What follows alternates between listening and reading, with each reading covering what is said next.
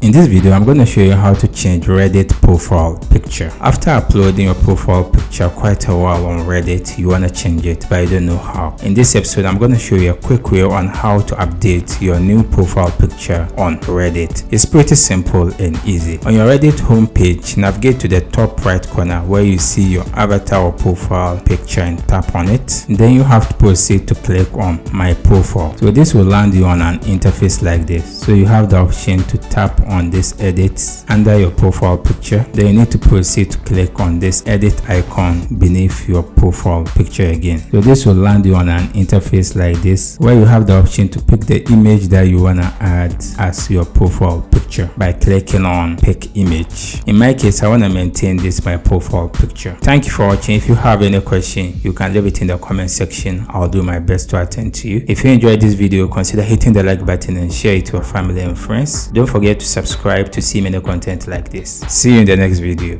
Bye bye.